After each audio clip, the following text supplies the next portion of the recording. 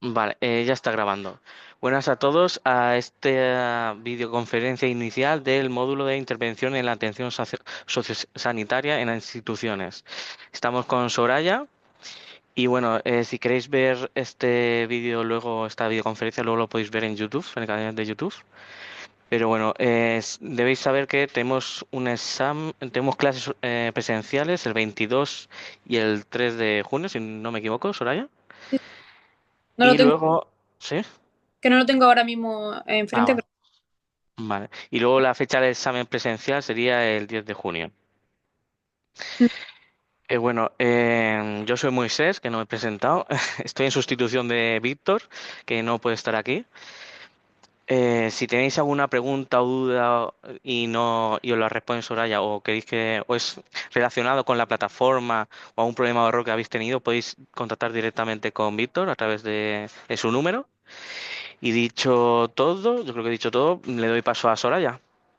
bueno, pues buenas tardes, chicas. Vamos a empezar el módulo formativo, el tercero que hay. El anterior que vimos se llamaba intervención en la higiénico-alimentaria. Este se llama intervención sociosanitaria, es decir, cuál es mi papel yo como profesional sociosanitario, eh, más relacionado un poco ya con la sanidad. Yo siempre digo que no somos profesionales sanitarios, somos profesionales sociosanitarios, pero sí que es cierto que podemos colaborar en competencias, tareas, ¿vale? Funciones más relacionadas con el profesional sanitario.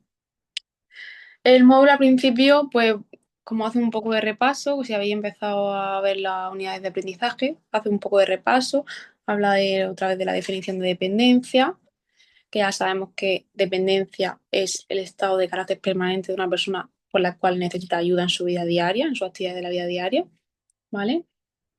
No sé si vuelve a pasar por los grados y tal. He estado visualizando que la primera actividad que tenéis que entregar habla de las actividades básicas de la vida diaria y cómo se valora ese grado de dependencia en las actividades básicas de la vida diaria. Hay muchos índices, muchos cuestionarios, muchas formas de valorarla, pero sí que es cierto que uno de los más famosos es el índice de CAT y el índice de Barcel, ¿vale? Que os lo pide la actividad, que lo paséis al caso clínico que se pone. Entonces, esos índices los podéis descargar dentro de la unidad de aprendizaje, ¿vale? Lo he visto, lo he comprobado y en el 2.1, en la unidad de aprendizaje 1, en el 2.1 si no me equivoco, sí, le dais a función física, que es la última pestaña, y ahí tenéis los dos índices. Los dos índices valoran las actividades básicas de la vida diaria. Recordamos que había dos tipos de actividades, bueno, hay tres, pero bueno, voy a diferenciar dos. Están las actividades básicas de la vida diaria y las actividades instrumentales de la vida diaria. ¿Vale? Las básicas son las más elementales, los que una persona en su entorno puede realizar y que si necesita ayuda en esas actividades básicas, consideramos que una persona, ¿vale? Que dependiente, que necesita a alguien, necesita un apoyo. Actividades básicas sería como comer solo, beber solo, ¿vale? Ducharse, el tema de deambular, de andar, de hacer la transferencia de la cama a la silla, ¿vale? De la silla a andar. No digo que sea aquí que ande 3 kilómetros, sino que se pueda mover en su entorno de una forma autónoma. El tema de la continencia, ¿vale? Ir a, pues, a orinar de forma independiente, igual. ¿Qué más podemos ver como actividades básicas de la vida diaria? Moverse, creo que lo hemos dicho todo, una higiene del sueño buena, ¿vale? Hacer buenas elecciones. El tema de la... Si yo soy autónomo, porque yo tengo capacidad de elegir, ¿no? Sobre qué vestirme, el vestido, qué comer. Por ejemplo, cocinar ya no sería una actividad básica de la vida diaria, ¿vale? Porque yo puedo no ser capaz de cocinar, pero tener estas actividades básicas completas y ser competente en ellas.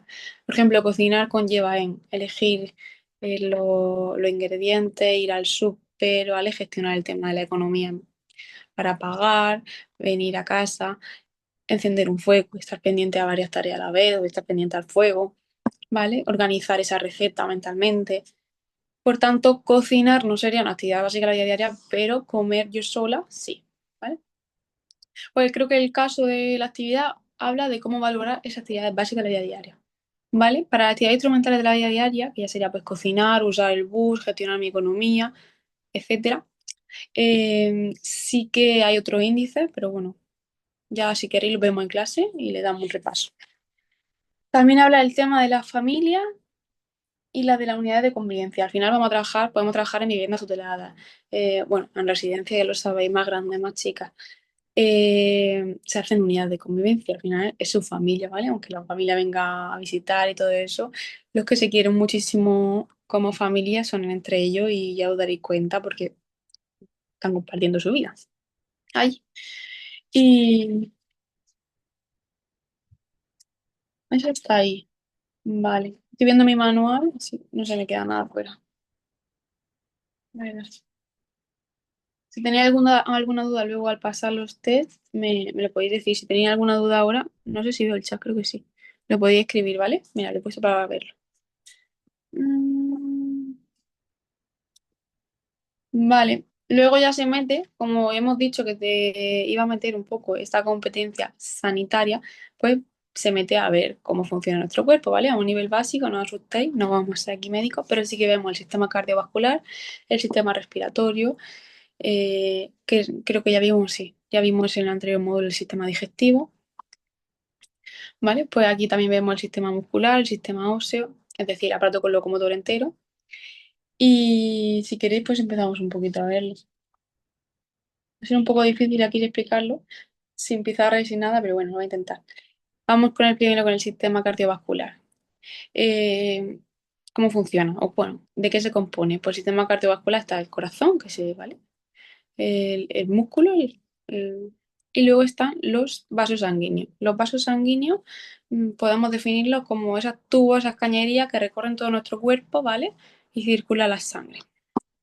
Estos tubos sanguíneos, esos vasos sanguíneos, pueden ser arterias o venas, dependiendo de qué transporte, qué tipo de sangre transporte, ¿vale? Las arterias transportan sangre rica en oxígeno, por tanto, cuando las vemos dibujadas sobre un, ¿vale? Sobre un manual, sobre un libro, presentan un color rojo. Y las venas transportan sangre pobre en oxígeno o alta en dióxido de carbono, que sería lo mismo, ¿vale? Y presentan un color azulado, ¿vale? Pues el sistema cardiovascular está formado por el corazón y los vasos sanguíneos. Los vasos sanguíneos están formados por las arterias y las venas, ¿vale? Las arterias ramifican, se van haciendo más pequeñas para llegar a todas nuestras extremidades en arteriolas. Y las vénulas ramifican en vénulas. Y estas vénulas y estas arteriolas se unen a través de los capilares, ¿vale? Bueno, hasta ahí bien. Entonces tenemos el corazón con sus vasos sanguíneos. Eh, ¿Qué más podemos decir de aquí? Mm, Bueno, que es el principal órgano. Actúa como bomba, ¿vale? Para impulsar toda nuestra sangre y recogerla y volver a oxigenarla a través de los pulmones. Eh, Tiene tres capas, ¿vale? Está el endocardio, el miocardio, que sería el propio músculo del corazón, y el pericardio. Está formado por dos aurículas y dos ventrículos, ¿vale? Tiene cuatro cavidades. Los movimientos del corazón son sístole y diástole, y yo me lo aprendí con el puño y así se me ha quedado, ¿vale? Sístole, movimiento de concentración, de concentración, de contracción, y diástole, movimiento de relajación.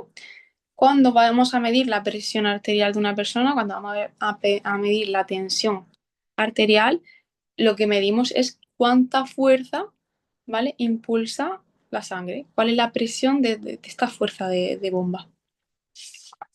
Más o menos, lo estoy resumiendo aquí como, ¿no? Si me veo un médico me pega. En clase intentaremos ver las partes de la válvula y todo eso. Dos términos más para acabar. Tenemos la circulación mayor y la circulación menor, ¿vale?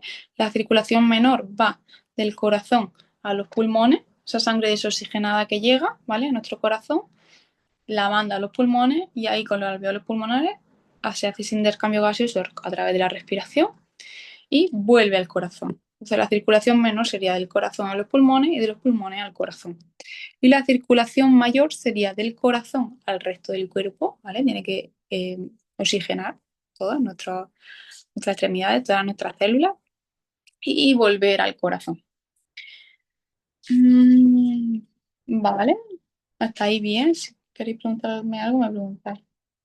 Mm, Problemas que podemos encontrar en una persona, ¿vale? En el tema, en este sistema cardiovascular, pues una persona que tenga hipertensión, una persona que tenga una arritmia, ¿vale? Una persona que haya sufrido un infarto, una angina de pecho, mm, ¿vale? Venga,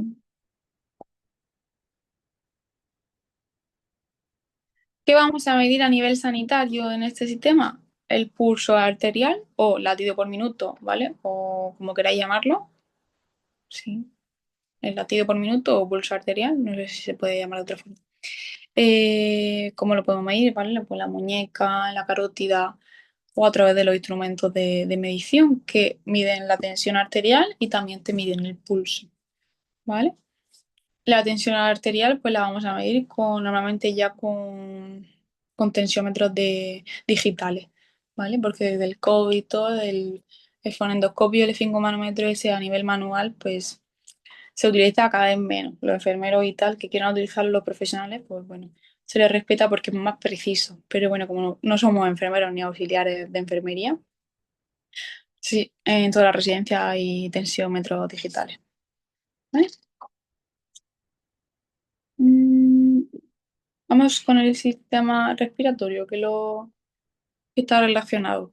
Del sistema respiratorio, una constante vital que podemos monitorear, que podemos medir, es la frecuencia respiratoria, es decir, cuántas veces se hace un ciclo de respiración completo por minuto. Y esto no hay ningún aparato ni nada que lo mida, simplemente, ¿vale? Te sientas al lado de la persona y cuentas cuántas veces inspira y expira, eso sería uno, ¿vale? Una vez, y poner el cronómetro. Cuando llega un minuto, pues eso. Lo que haya. Normalmente una respiración normal en estado de reposo y tal va entre 12 y 20 respiraciones en un adulto, ¿vale? En niños cambia la franja. Eh, bueno, pues nuestro sistema respiratorio está formado por las fosas nasales, que lo sabemos, ¿vale? Luego la faringe, que comunica con la laringe y ya comunica con la tráquea, ¿vale? De la tráquea se dividen los bronquios, que son dos, y los bronquios vuelven a ramificar como la rama de un árbol en bronquiolos, ¿vale? Y en la puntita de esos bronquiolos están los alveolos pulmonares, que son como, yo los asemejo siempre como panales de abeja o coliflores, ¿vale? Y ahí se hace ese intercambio gaseoso. Mm, ¿Qué más? Entonces vamos a medir hasta aquí. Las constantes vitales que vamos a medir. La temperatura corporal, ¿vale? Ya los termómetros suelen ser, ya no son auxiliares ni nada de eso, suelen ser de infrarrojo. La presión o tensión arterial, el pulso, que le podemos decir pulso, latido por minuto, ¿vale? Frecuencia cardíaca, también se le puede llamar. Y cada uno tiene como, en el ámbito profesional de la enfermería o del auxiliar de enfermería, tiene como un color para poner en la gráfica oficial. Al final nosotros vamos a trabajar a nivel de residencia y tal, no se nos va a exigir ese color oficial, pero sí que me gustaría que lo supierais y lo vamos a ver en clase, ¿vale? Cuando nos midamos a nosotras mismas las constantes vitales. También lo que vamos a hacer la glucemia capilar, ya me refiero a la diabetes. Cuando una persona tiene diabetes, tiene esa patología, pues hay que monitorear al día, pues no sé, dos, tres veces al día, según lo que tenga pautado, la glucemia capilar, ¿vale? El índice glucémico. Entonces, se debe hacer 2 horas antes de la comida, o, perdón, 2 horas antes de la comida, no, 2 horas después de comer o en ayunas, ¿vale? Antes de comer. Em, ¿Eso es competencia nuestra? Pues bueno, pues al igual que la misma duda que dar medicación. No es competencia nuestra, pero si nos piden colaboración, imaginaros que trabajamos en una residencia de personas mayores y la mayoría padecen de diabetes, pues al final tenemos que colaborar y agilizar ese trabajo, porque es una técnica, vale, sí que es invasiva, porque tienen que hacer una pequeña, sí, pinchazo en el capilar del dedo, pero no es una técnica muy complicada ni que conlleve riesgo. Bueno, riesgo. Yo siempre digo que nos tenemos que proteger primero a nosotras. No sabemos si la persona con la que estamos tratando, ese usuario, puede tener o no una infección contagiosa. Entonces, siempre desechar las agujas al contenedor que pertenezca, ¿vale? Pues lavarme las manos, poner guantes, cuidado no pincharme a mí, cuidado con si he manchado un poquito de sangre, pues retirarlo bien. Yo lo que hago siempre es retirarlo con mi guante dentro, ¿vale? El tema del algodoncito o lo que sea, lo que vaya a la basura, lo retiro y así nadie tiene por qué tocar por accidente esa basura. Eh, Os daré los valores normales, ¿vale? De estas constantes vitales. Nada, pues decir que las décimas de fiebre, una curiosidad, se llama técnicamente febrícula, o sea, del 37,1 al 37,9 o así, le dicen febrícula. El control de la glucemia, también lo podemos pinchar en clase. Tenemos allí tira reactiva, el glucómetro, que sería el aparato medidor en este caso, de la glucemia. Y, ¿qué más hay? Pues hay lancetas, hay dos tipos de lancetas, ¿vale? Están las de usar y tirar, las desechables, que son las que se suelen utilizar en las residencias. Y luego, como ya sabemos que con este curso también podemos trabajar a domicilio con una persona que, ¿vale? Puede ser que nos encontremos con una persona que tiene diabetes, se utiliza, lo más normal es que le receten y tenga el bolígrafo, ¿vale? El tipo de bolígrafo. Las lancetas también son desechables, pero tienes que ponerse a actuar el bolígrafo y, ¿vale? Y desechar cada lanceta cuando pinche. Cada vez que pincho, tiro la aguja. Sí que es cierto porque hay dos tipos, que los tengo en clase y lo veréis. No os preocupéis por eso.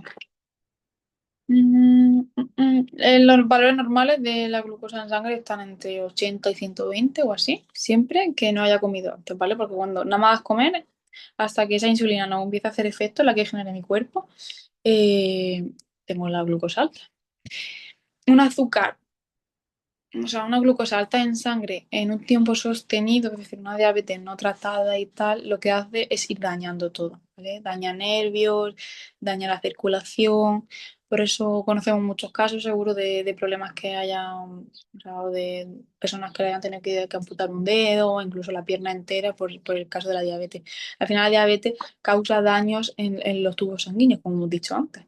Entonces, sí, no tengo una buena circulación, si ese oxígeno que yo impulso desde mi corazón no llega, ¿vale? A esa extremidad, al no llegar oxígeno, al final, pues ese tejido muere. Y por eso puede llegar ¿vale? A necrosar, a tener gangrena. Y ese es el problema.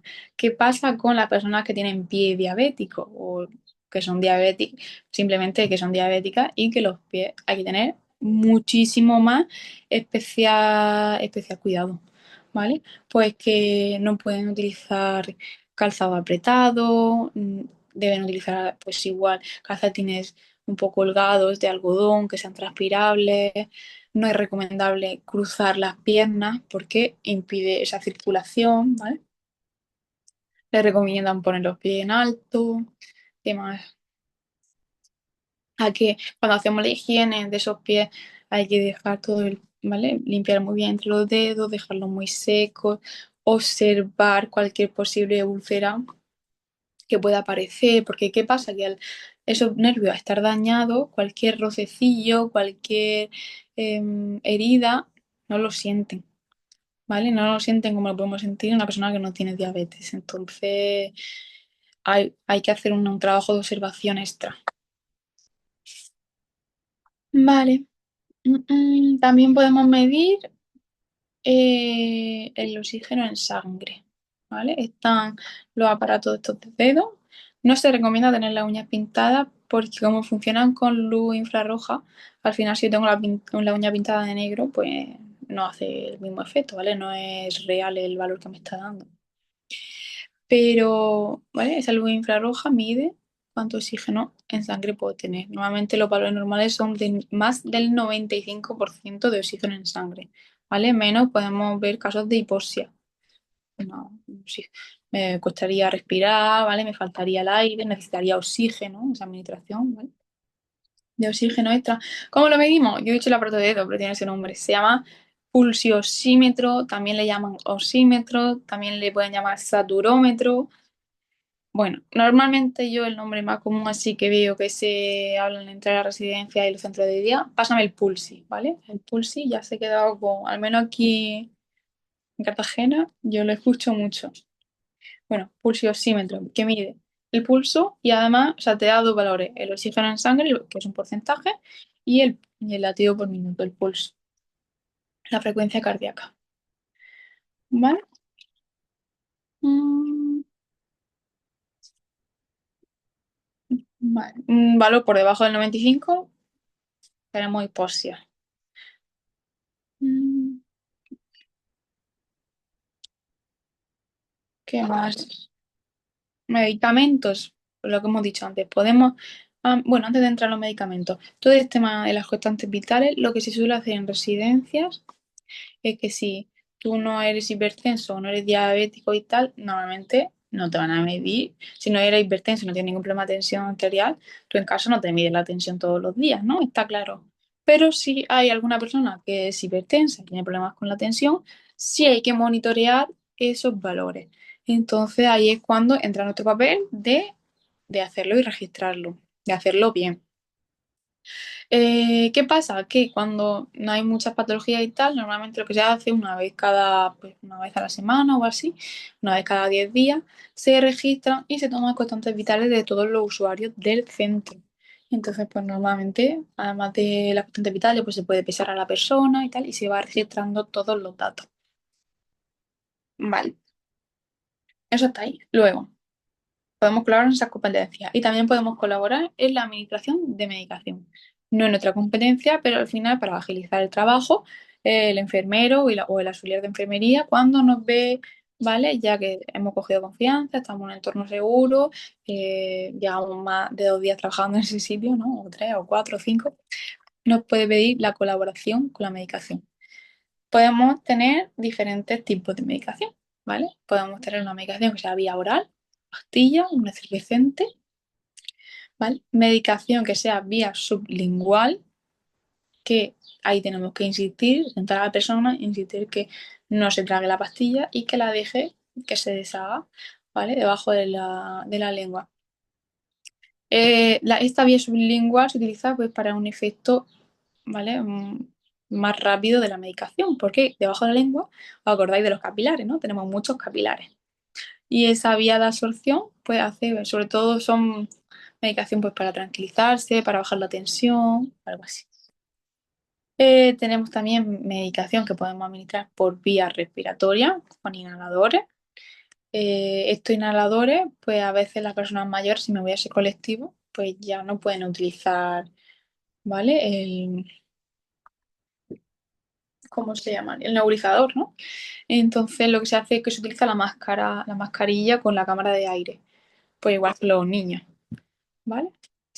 Las veces que se pulsa, los push y la hora y tal, todo eso debe ir pautado y debe ir que te lo digan, ¿no? Que te orienten y te digan, pues a tal hora tantos push de este inhalador o del otro. Vale, hemos visto vía oral, vía sublingual y vía respiratoria. Ahora, vía tópica. Siempre que administremos cualquier medicación, siempre nos ponemos guantes, pero aquí es más importante, ¿vale? Vía tópica, tenemos que ponernos guantes, porque si no, me estoy administrando también la medicación a mí. Y luego, si te estoy tratando algún hongo o algo, obviamente me tengo que proteger, ¿no? Pues vía tópica sobre la piel, sin más. Seguimos las pautas que nos digan y ya está.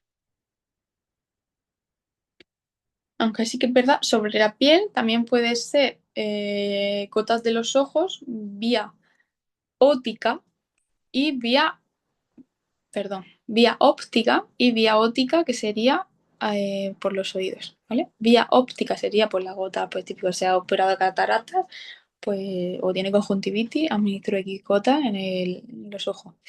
Siempre que lo vayamos a hacer, igual que cuando dije lo de la higiene, utilizaremos una gasa para cada ojo, ¿vale? Para evitar esa contaminación.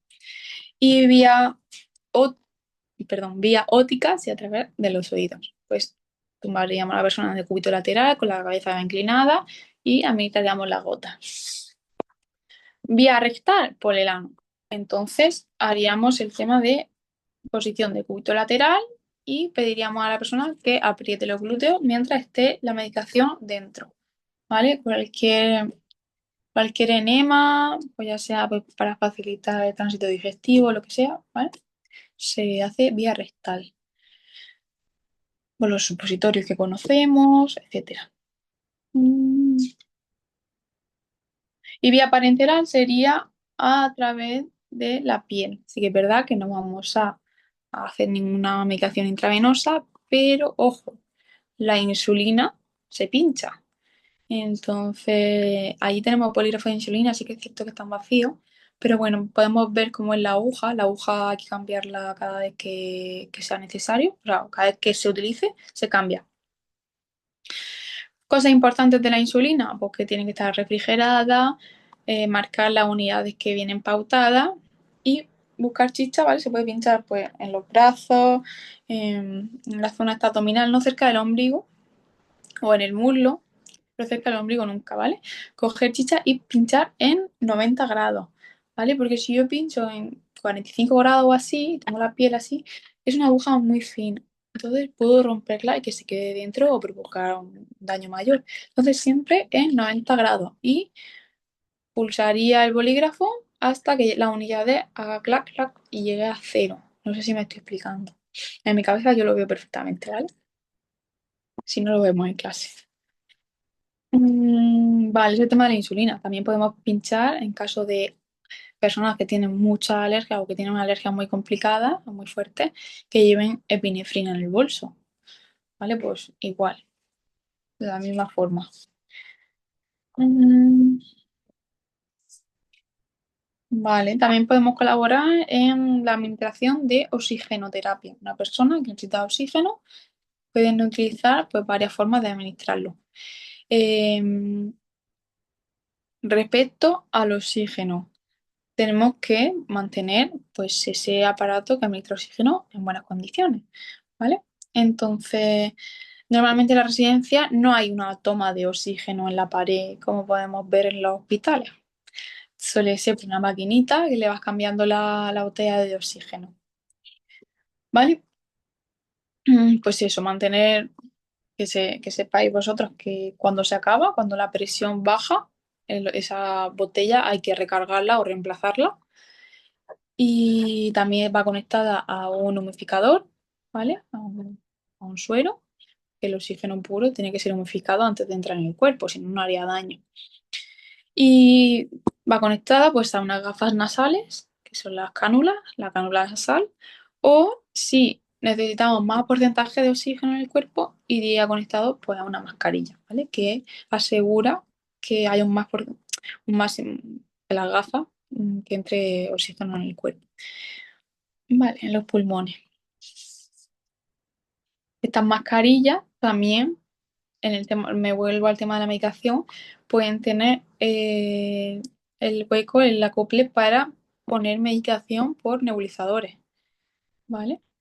Mm, No me mezcléis, los nebulizadores son medicación, ¿vale? Y la oxigenoterapia simplemente administración de oxígeno. Se pasa en casos de neumonía, ¿vale? Síndrome de hipoxia, asma, podría necesitar oxígeno. Bueno, también podemos administrar calor o frío, ¿vale? Pues eso viene pautado en la termoterapia. Pueden ser por cold packs, que son packs que le pegas un golpe y se enfrían, ¿vale?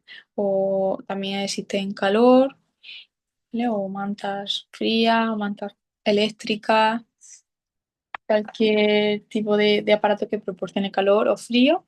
Eso normalmente pues, suele ser pues, tratamiento del profesional cualificado del fisioterapeuta y del enfermero, pero sí que es verdad, como digo siempre, podemos colaborar en esa administración, en ese tratamiento. Mm, Decirme algo, dudas aquí. Si no, sigo más o menos viendo lo que yo...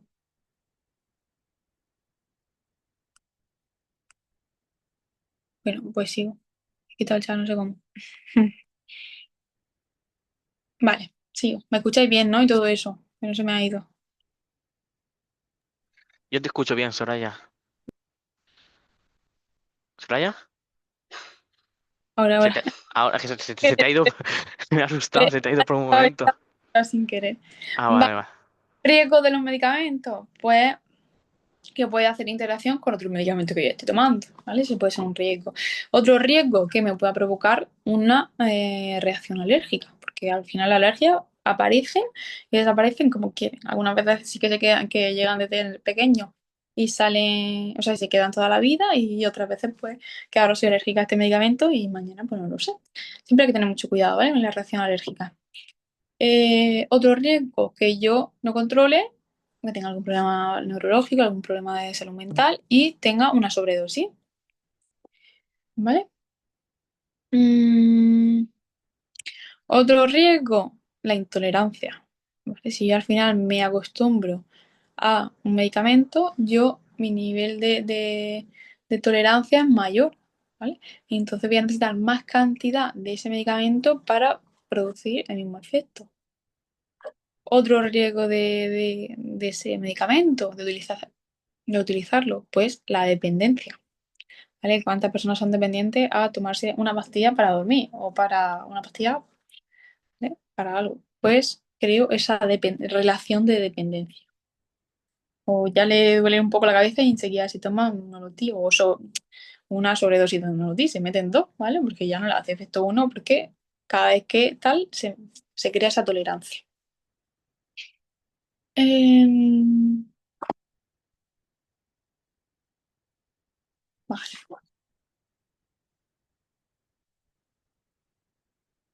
Vale, pues me voy al tema de, hemos dicho hemos visto los dos sistemas, el cardiovascular y el respiratorio, pues vamos a ver el aparato locomotor en qué se compone, ¿vale? Se compone del sistema óseo y el sistema muscular y las articulaciones. Entonces, el aparato locomotor es lo que nos da sostén, ¿vale? Nos permite movimiento, hace de almacén de metabólico, de médula ósea dentro de los huesos. Entonces, es voluntario, ¿vale? Lo movemos nosotros. Vale, vamos con el sistema óseo. Pues tenemos muchísimos huesos, ¿vale? Creo que hay 206 huesos, más o menos. Los huesos pueden ser de diferentes tipos, ¿vale? Pueden ser largos, cortos o planos, o incluso también pueden ser irregulares, que no están ninguno en ningún saco de los anteriores. Largo, pues, vale, tenemos el húmero, el que va del hombro al codo, este es un hueso largo. Otro hueso largo, el fémur, ¿vale? Que va de la cadera a la rodilla. Mm, vale, corto, pues tenemos todos los dedos de la mano, las falanges, todos esos serían huesos cortos. Y huesos planos, pues por ejemplo, pues sería la cresta ilíaca, que son nuestras caderas, lo que sobresale, ¿vale? Los huesos de la cabeza, que son planos, un poco curvados. Y eso sería los diferentes tipos de huesos, ¿vale? Lo que me interesa a mí, que sepáis en qué hueso nos acordamos un poquito y hacemos visión para atrás el tema de la úlcera por presión que se provocaba por una presión prolongada sobre un plano recto, un plano duro, ¿vale? Como puede ser un colchón, una silla de ruedas, que el hueso ejerce presión con los tejidos de la persona y esa presión y además esa fricción, que se le llamaba a la presión y a la fricción cizallamiento, provocaba que no hubiese la circulación que debería en esos tejidos. Por tanto, la aparición de úlceras por presión, o escaras por presión, o escaras, perdón, úlceras de cúbito también le llaman, esa úlcera. ¿Qué pasa? Que relacionado con el sistema óseo, quiero que sepáis los huesos, los 206 huesos no me los sé ni yo. Quiero que sepáis los huesos donde pueden salir más frecuentes estas úlceras por presión. Que uno sería el occipital, ¿vale? Que sería toda esta parte de detrás de la cabeza baja. El omóplatos, la escápula, ¿vale? Otro hueso sería el sacro, toda la zona del culete. Ahí es muy mm, probable que pueda salir úlcera por presión, ya sea porque sea una persona que vaya en silla de ruedas o una persona encamada. Y, por ejemplo, en el talón, en el huesito de hacia afuera, el maleolo también puede ser mm, ¿vale? Un hueso que pueda salir úlcera por presión. Mm, mm. A modo curiosidad, ¿vale? Los huesos del oído son los más pequeños.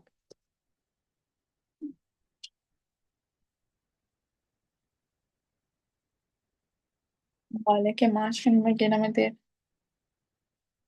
en tecnicismo. Las articulaciones, pues son, ¿vale? Esas bisagras, por así decirlo, por llamarlo algo que nos permiten el movimiento, que permiten conectar hueso con hueso y le da el movimiento. Hay muchas, hay algunas que no son móviles, pero, ¿vale? En general, sí. Mm, Eso del tema de los huesos. Ya vamos a los músculos. Pues los músculos están ligados a esos huesos y son órganos, ¿vale? Tenemos tres tipos de tejido muscular. Tenemos los lisos y los estriados, ¿vale? Los músculos lisos son blanquecinos y no tengo control yo de ellos, ¿vale? Son involuntarios.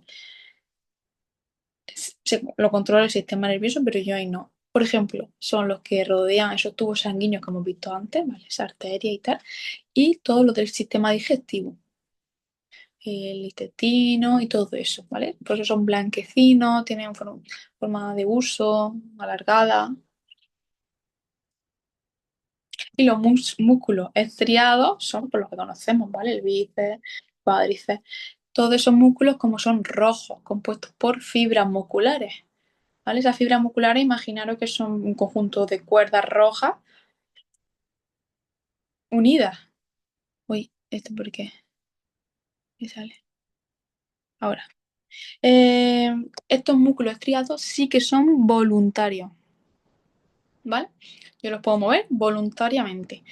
Los músculos lisos van, yo no puedo parar la digestión cuando yo quiera, ¿vale? Eso va a su orden, a solo. Y sí que es cierto que dentro de los estriados tenemos la excepción que no podemos mover, que es el corazón. El corazón sería un músculo estriado que bombea, pero yo no puedo decir párate ahora, ¿vale? O arranca ahora. Esa sería la excepción. Mm, vale.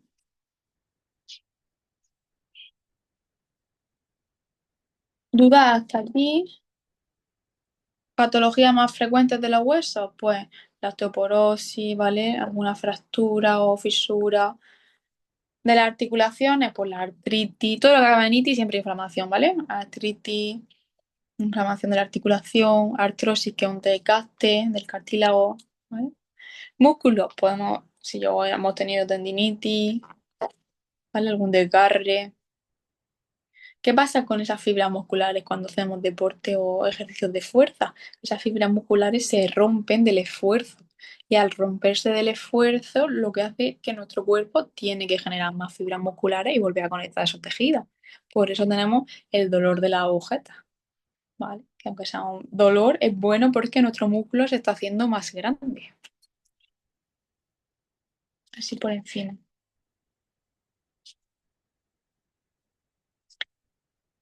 Vale, otro sistema que podemos ver es el sistema nervioso.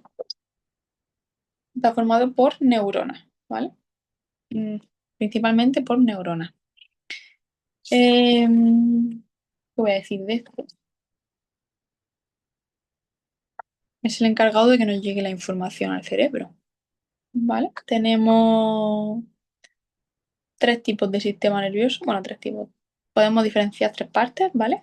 Tenemos el sistema nervioso central, que está formado por el encéfalo, por mi cerebro, y por la médula espinal, ¿vale? Que esto hace de autopista de información. Por eso, si una persona tiene ¿vale? Una fractura, un traumatismo en X vértebra, puede quedarse parapléjica. ¿Por qué? Porque esa información, esa orden que yo le doy desde mi cerebro a mi pierna, levanta la pierna, ¿vale? Si en esa autopista hay un corte, pues no le llega la orden y no puedo moverla.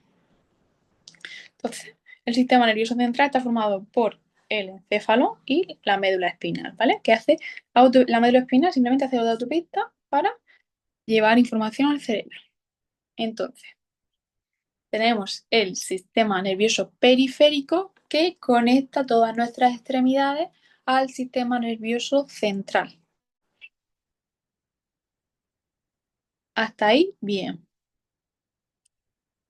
Eh, Hasta ahí bien, ¿vale? Luego tenemos el sistema nervioso autónomo o vegetativo, que se le llama, ¿vale? Que es el que actúa de forma autónoma, para la redundancia. Dentro del sistema nervioso autónomo vegetativo tenemos dos tipos, ¿vale? El simpático, sistema nervioso simpático y sistema nervioso parasimpático.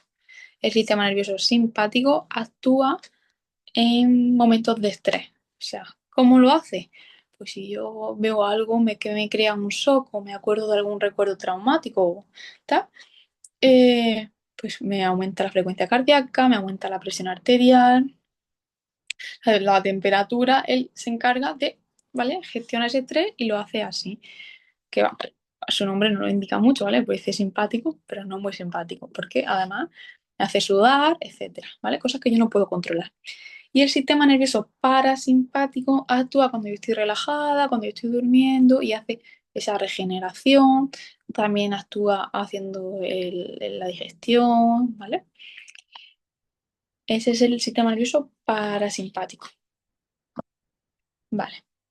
Si funciona uno, si tiene situación de estrés, el otro se pone en segundo plano. Por eso muchas veces la situación de estrés o recordar momentos traumáticos o vivir un momento de nuestra vida difícil enseguida nos afecta a problemas digestivos, ¿vale? Y lo podemos sintomatizar de muchas otras formas, porque como que lo primero que hace es sobrevivir a ese estrés y deja en segundo plano pues, la digestión, etcétera. Pues sí. Vale.